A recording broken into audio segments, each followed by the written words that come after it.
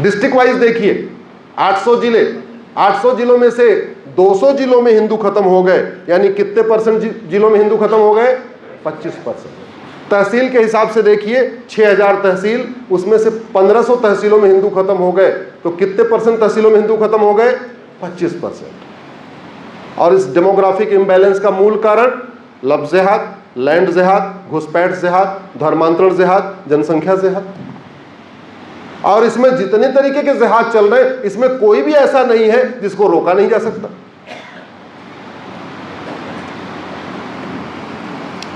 Hospital बहुत अच्छी हो लेकिन डॉक्टर गड़बड़ हो।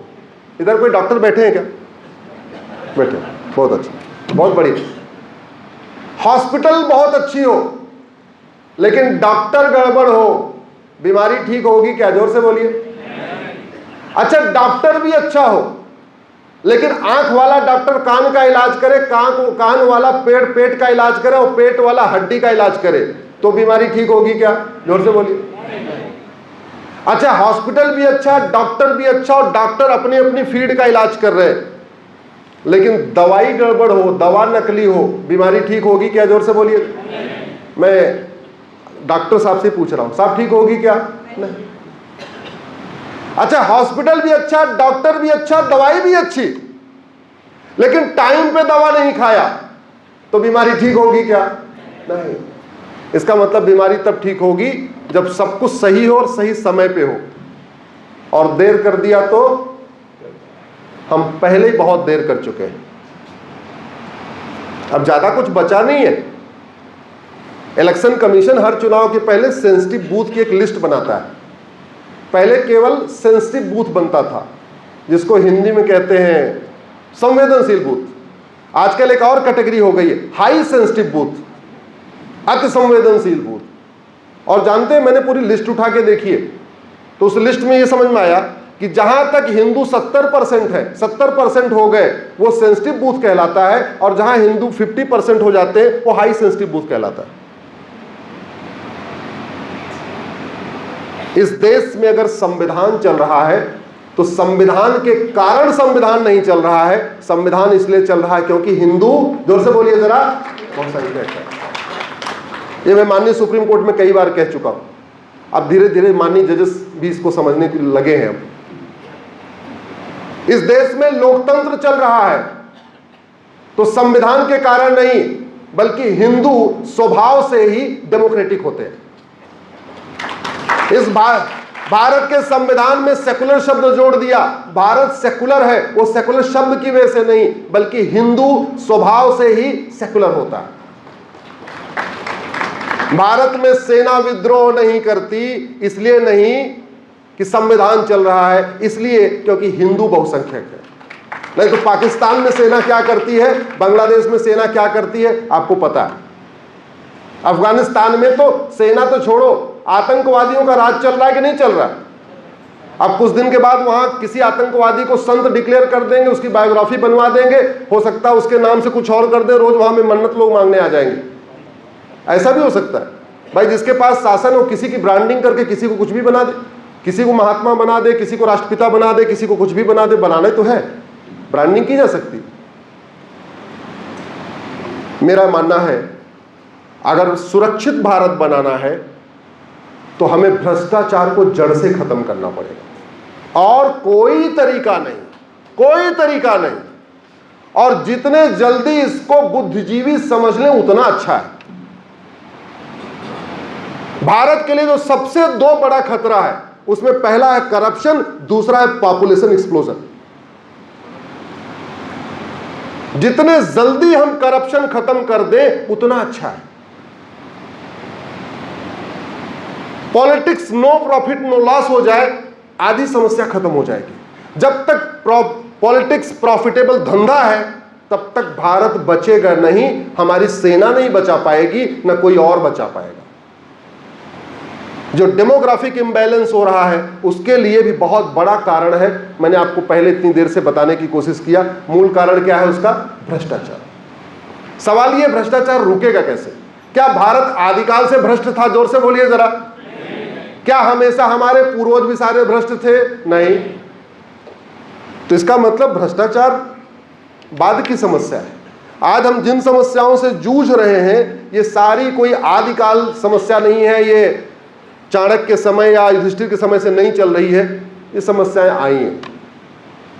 और भ्रष्टाचार इतना ज्यादा है, अगर आप अमाउंट के रूप में देख लीजिए, जितना 500 साल में मुगलों ने लूटा था लगभग उतना ही 200 साल में अंग्रेजों ने लूटा है, और लगभग उतना ही पिछले 75 साल में भारत लूटा है। यह कड़वी सच्चाई है, उतना ही लूटा है।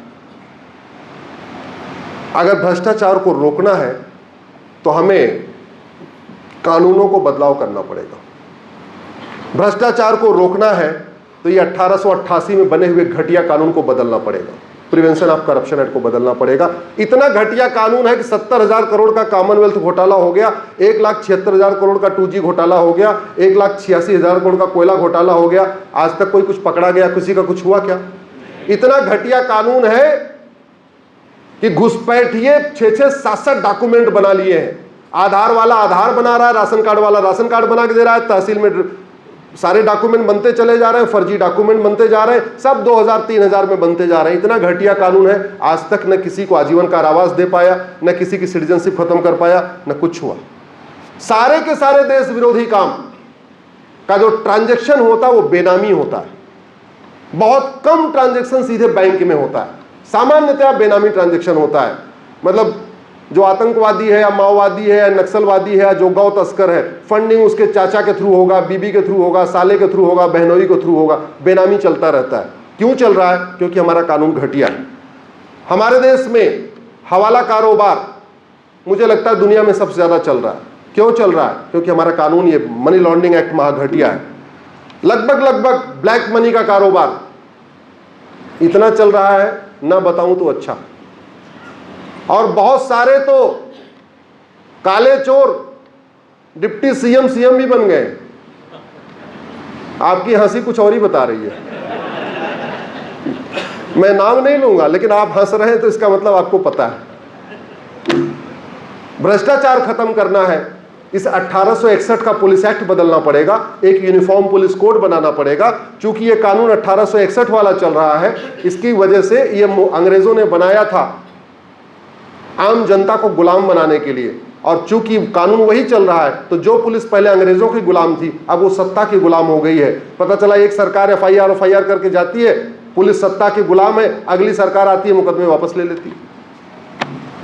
भ्रष्टाचार खत्म करना है तो आपको झूठ को गंभीर अपराध घोषित करना पड़ेगा। दुनिया के कई देशों में झूठ सबसे हीनस क्राइम माना जाता है, और झूठ पकड़ने के लिए नार्को पॉलीग्राफ ब्रेन मैपिंग कानून भी बना हुआ है। अमेरिका में 10 से 20 साल की सजा झूठ बोलने पे, ऑस्ट्रेलिया में 7 से 14 साल की सजा, सिंगापुर में 10 से 20 साल की सजा, और भारत में झूठ बोलना फ्रीडम ऑफ स्पीच कहलाता है कि नहीं? और सच बोलना हेट स्पीच कहलाता है। एक बेटी अभी ला की 3-4 दिन जेल में थी वो, तो भारत में ऐसा घटिया कानून चल रहा है, सच बोलना हेट स्पीच और झूठ बोलना, जोर से बोलिए जरा, फ्रीडम ऑफ स्पीच। इसलिए कहता हूं कानून बदलना पड़ेगा। अगर भारत को बचाना है, भारत को सुरक्षित करना है, तो भ्रष्टाचार को राष्ट्र की सुरक्षा के लिए खतरा घोषित करना पड़ेगा। ये हमारे पास एक कानून है, आपको दिख रहा होगा, क्या लिखा है? इसका नाम नेशनल सिक्योरिटी एक्ट। लेकिन कानून तो बना दिया, लेकिन राष्ट्र की सुरक्षा के लिए खतरा क्या है, नेशनल सिक्योरिटी के लिए खतरा क्या है, वो इसमें लिखा ही नहीं है। जब लिखा ही नहीं है तो कानून भी बन गया। वो कहते नहीं, सांप भी मर गया लाठी भी नहीं टूटी। कानून भी बना दिया, यूएन ने बोला ऐसा कानून बनना चाहिए तो हमने बना दिया, और बनाने को बना दिया, लेकिन ऐसा बनाया आज तक किसी भ्रष्टाचारी पे एनएसए लगा के, जोर से बोलिए जरा। और मैंने अभी तक इसके पहले बताया कि राष्ट्र की सुरक्षा के लिए जो सबसे गंभीर क्या है वो भ्रष्टाचार, करप्शन। हमारे देश में क्या हुआ, जब जब यूएन में कोई रेजोल्यूशन पास हुआ हमने कानून बना दिया, लेकिन ऐसा कानून बनाया कि सफेद पोशों को कुछ होता ही नहीं। यूएन ने कहा ब्लैक मनी पे कानून बनाओ, हमने बना दिया। यूएन ने कहा मनी लॉन्ड्रिंग पे कानून बनाओ, हमने बना दिया। यूएन में प्रस्ताव पास हुआ, बोले बेनामी लेन देन पे कानून बनना चाहिए, हमने बना दिया। यूएन में प्रस्ताव पास हुआ, बोले करप्शन खिलाफ कानून बनना चाहिए, हमने बना दिया। तो सारे कानून जब जब यूएन में रेजोल्यूशन पास हुआ, चूंकि भारत में सिग्नेचरी है और नहीं अगर कानून बनाएंगे तो अगले वाले मीटिंग में बताना पड़ेगा कानून क्यों नहीं बनाया, तो हमने यूएन के दबाव में कानून तो बनाया, लेकिन ऐसा कानून बनाया, ऐसा बंदूक बनाई जो चलती नहीं है, चलती नहीं है।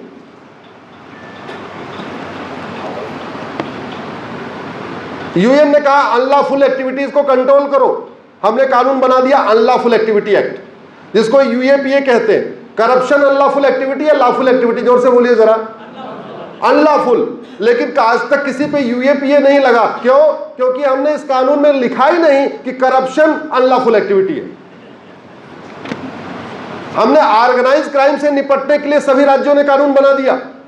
महाराष्ट्र ने मकोका बना दिया, गुजरात ने घुसकोका बना दिया, आपके यहां गैंगस्टर एक्ट है, हर जगह ऐसे कानून है।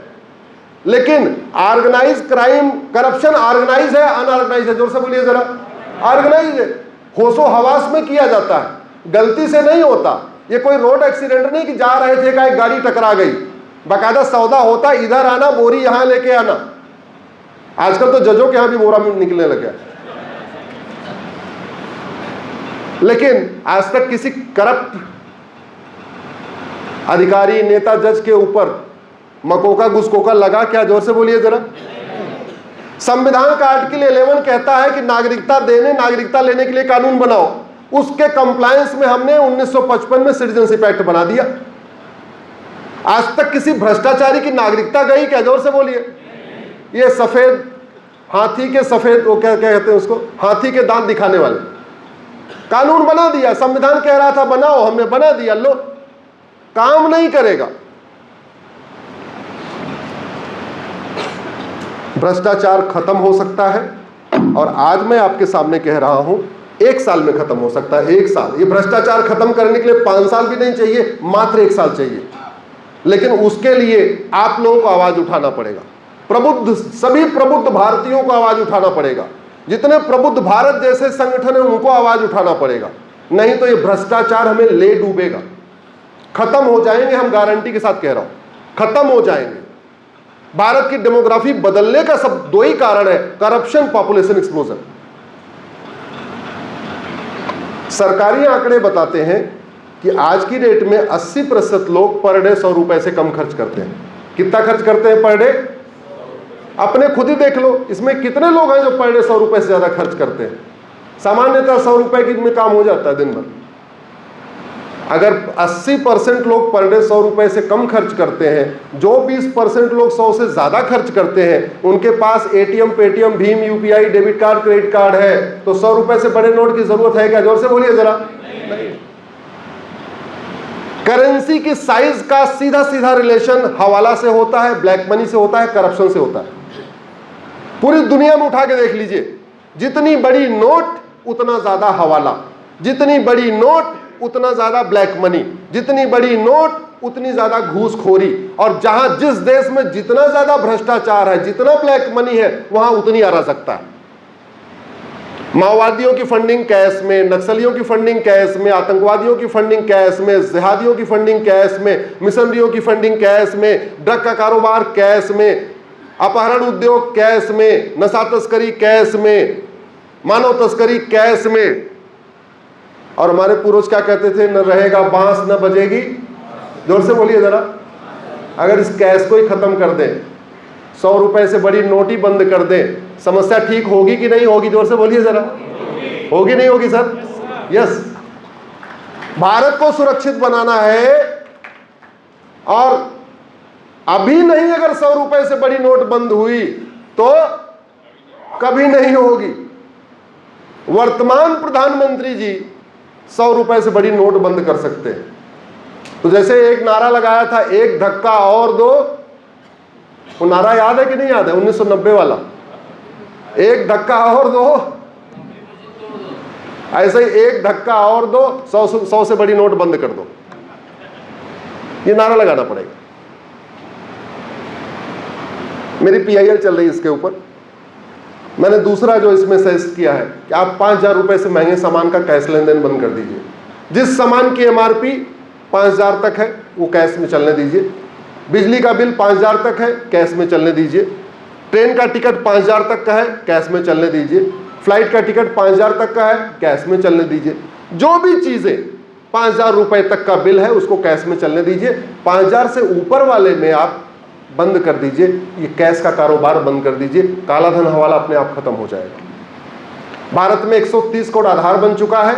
आधार को प्रॉपर्टी से लिंक कर दिया जाए तो 25% भ्रष्टाचार और खत्म हो जाए। केवल 3 स्टेप हो जाए, 100 से बड़ी नोट बंद हो जाए, 5,000 से महंगे सामान का कैश लेन देन बंद हो जाए, प्रॉपर्टी को आधार से लिंक कर दिया जाए। मैं गारंटी के साथ कहता हूं भारत की 75% समस्याएं खत्म हो जाएंगी। भ्रष्टाचार खत्म होते ही फिर नेता जाति का जहर नहीं घोलेंगे, भाषा का जहर नहीं घोलेंगे। प्रॉपर्टी आधार से लिंक करने का क्या फायदा है?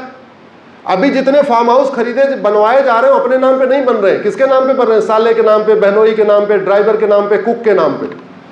जैसे ही आधार लिंक किया तो पता चल जाएगा माननीय के कितने फार्म हाउस हैं। जो बोरों में नोट पकड़ी जाती है, आप ही कभी ध्यान देना, छापा पड़ता है 100 करोड़ 200 करोड़ 300 करोड़ पकड़ जाते हैं, उसमें कभी आपने 100 रुपए वाली नोट देखी क्या? देखी? पहले 2000 दिखती थी, अब बंद हो गई, तो आजकल क्या दिख रही है? 500। अगर 500 बंद हो जाए 25% भ्रष्टाचार अपने आप ही रुक जाएगा। और सबसे इंपॉर्टेंट, भ्रष्टाचार को खत्म करने के लिए भारत में जस्टिस विद इन ईयर लागू करना पड़ेगा। भ्रष्टाचार को राष्ट्र की सुरक्षा के लिए खतरा घोषित कर दिया जाए, भ्रष्टाचार को देश की एकता अखंडता के लिए खतरा घोषित कर दिया जाए, भ्रष्टाचार को इनडायरेक्ट वॉर डिक्लेयर कर दिया जाए, भ्रष्टाचार को देशद्रोह घोषित कर दिया जाए और भ्रष्टाचारियों की 100% प्रॉपर्टी जब्त करने, नागरिकता खत्म करने, आजीवन कारावास, फांसी देने के लिए कानून बना दिया जाए। मैं गारंटी के साथ कहता हूं भारत सुरक्षित हो जाएगा। और दुनिया के कई देशों में है।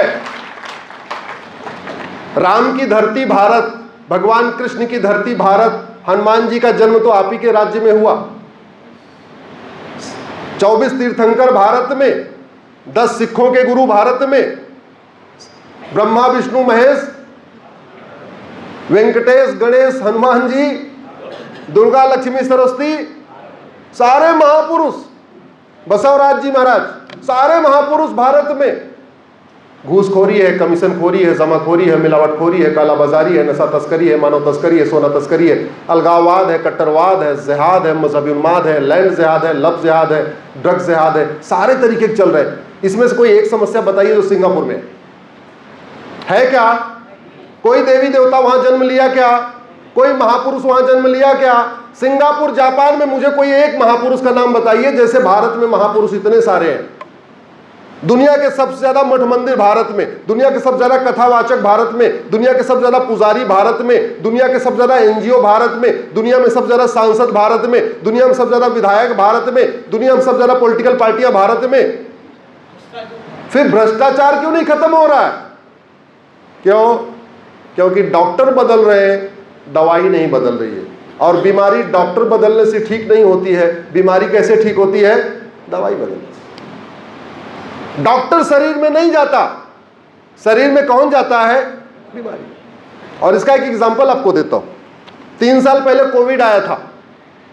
कोविड में कोई एक बताओ जो अपराध चल रहा था? कोविड के समय भारत में राम राज्य था कि नहीं? कोविड के समय मिलावटखोरी नहीं, कोविड के समय कालाबाजारी नहीं, कोविड के समय चेन स्नेचिंग नहीं, कोविड के समय मोबाइल स्नेचिंग नहीं, कोविड के समय घूसखोरी नहीं। क्यों? घूसखोर को लगता था हाथ लगाऊंगा तो मर जाऊंगा। ड्रग स्मगलर बंद बैठे हुए थे, ड्रग स्मगलिंग नहीं कर रहे थे। क्यों? क्योंकि ड्रग का कारोबार कैश में होता है और कैश में हाथ लगाऊंगा तो मर जाऊंगा। मोबाइल छीनने वाले घर में बैठे थे, बोले मोबाइल अभी नहीं छीनूंगा, कोविड के बाद छीनूंगा। क्यों? हाथ लगाऊंगा तो, जोर से बोलिए, मर जाऊंगा। बलात्कारी अपने घर में बैठे थे, बोले कोविड खत्म हो जाएगा उसके बाद बलात्कार करेंगे। क्यों? हाथ लगाऊंगा तो मर जाऊंगा। यह होता है खौफ। भगवान श्री राम ने कहा भयबिन होय न प्रीत। भगवान कृष्ण ने कहा सठे साठ्यम समाचरित। हमारे पूर्वज कहते थे लोहा लोहे को, हमारे पूर्वज कह रहे थे न रहेगा बांस न बजेगी। जिन राष्ट्रों ने भगवान राम के भयबिन होए न प्रीत, भगवान कृष्ण के सठे साठ्यम समाचरे सिद्धांत को अपनाया, वहां शांति है, समृद्धि है, खुशहाली है, भ्रष्टाचार नहीं है, अलगाववाद नहीं है, कट्टरवाद नहीं है, जिहाद नहीं है, मजहबी उन्माद नहीं है, धर्मांतरण नहीं है, कुछ भी नहीं है।